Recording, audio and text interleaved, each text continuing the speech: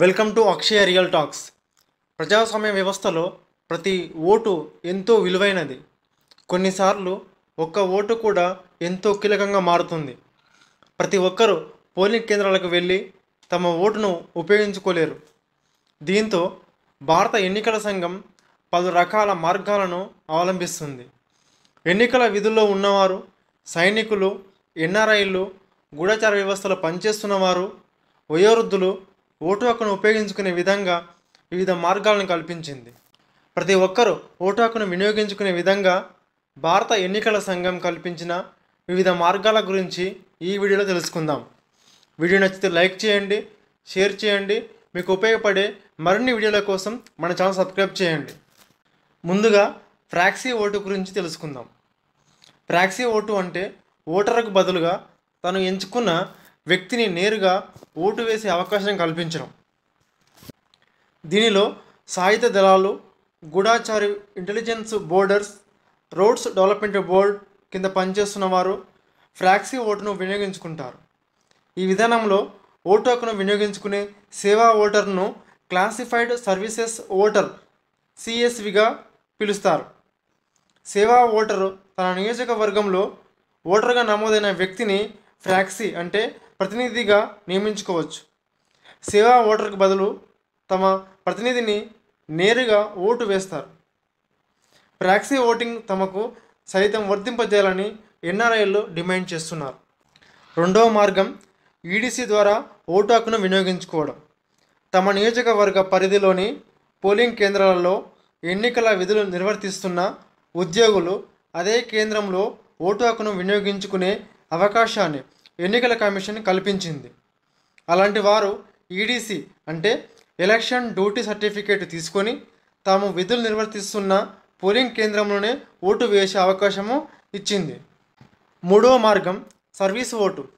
దీనిలో ఆర్మీ, నౌకాదళం, air force, Assam rifles, BSF, ITBP, CRPF, CISF సాయుధ బలగాల్లో పనిచేసేవారు, రాష్ట్రం వెలుపల విధులు నిర్వర్తిస్తున్న రాష్ట్ర సాయుధ పోలీసు దళ సభ్యులను, వారితో పాటు నివసించే తమ భార్య లేదా భర్తను సర్వీస్ ఓటర్లుగా గుర్తిస్తారు.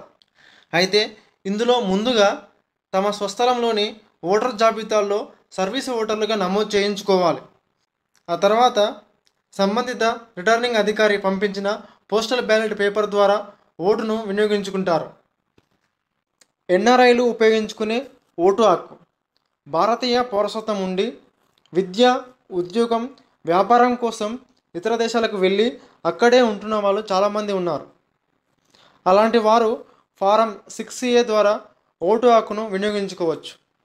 ఒక ఫోటో, వీసా, పాస్పోర్టు జిరాక్స్ వంటి సర్టిఫికేట్లను ఇచ్చి ఓటు హక్కును నమోదు చేసుకోవాలి. ఆ తర్వాత పోలింగ్ రోజు వచ్చి ఓటింగ్ వేయాల్సి ఉంటుంది. ఐదవ మార్గం పోస్టల్ బ్యాలెట్.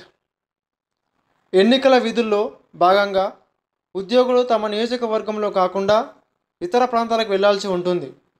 అలాంటి వారి కోసం ఎన్నికల సంఘం పోస్టల్ బ్యాలెట్ ఓటు హక్కును వినియోగించుకునే అవకాశం కల్పించింది. Tender vote.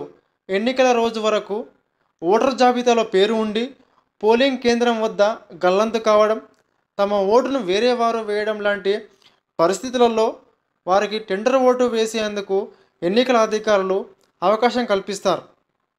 అయితే దీనిలో ఓటర్ అంతకుముందు ఓటు వేయలేదని నిరూపించుకోవాల్సి ఉంటుంది. చివరిగా సాధారణ ఓటు. భారత రాజ్యాంగం 18 సంవత్సరాలు నిండిన ప్రతి ఒక్కరూ ఓటరుగా నమోదు చేసుకునేందుకు అవకాశం కల్పించింది. దీన్ని సాధారణ ఓటు అంటారు.